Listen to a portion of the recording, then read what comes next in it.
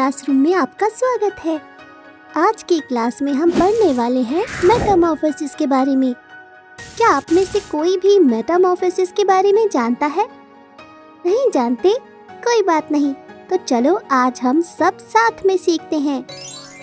कुछ इंसेक्ट्स और एम्फीबियंस बड़े होने के बाद अपने जन्म से बहुत बहुत अलग दिखते हैं एडल्ट होने तक।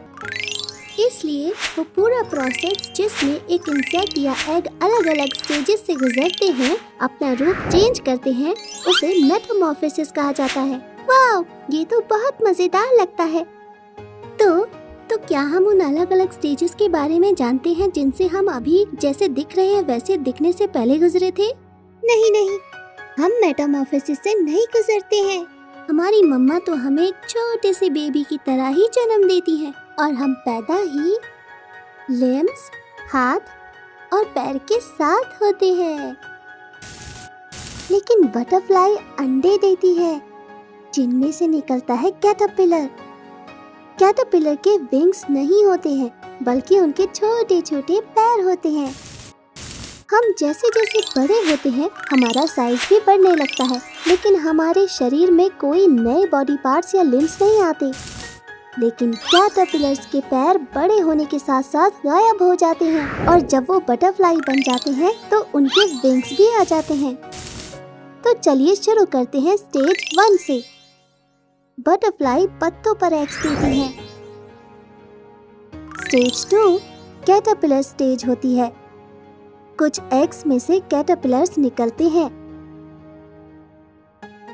कैटरपिलर्स बहुत खाना खाते हैं और उस एग शेल को भी खा जाते हैं जिनसे वो बाहर आते हैं, और फिर वो उस पत्ते को भी खा जाते हैं जिस पर वो पैदा होते हैं। वो इतना ज्यादा खाते हैं कि वो लंबे और बहुत भारी हो जाते हैं। अब जब उन्हें पता है कि वो और बड़े नहीं हो सकते, तब शुरू होती है स्टेज 3। स्टेज 3 में कैटरपिलर एक प्यूपा में बदल जाता है, जिसे क्रिसलिस भी कहा जाता है, और फिर ये किसी पेड़ या पौधे की टहनी से लटक जाते हैं। ये स्टेज कुछ हफ्तों और कभी-कभी महीने भर तक रहती है। प्यूपा की स्टेज के बाद शुरू होती है 4th स्टेज, जो कि लास्ट स्टेज है और सबसे सुंदर स्टेज है। प्यूपा एक सुंदर सी बटरफ्लाई बन जाती है। तो अब आप एक बटरफ्लाई की लाइफ साइकिल को अच्छे से समझ गए हैं, है ना? तो चलो बटरफ्लाई के लिए गाना गाते हैं। उड़ती ही जाए, आसमान में जाए, फूलों पर जाए, रस पी पी कर फूलों का नीले आसमान में उड़ जाए।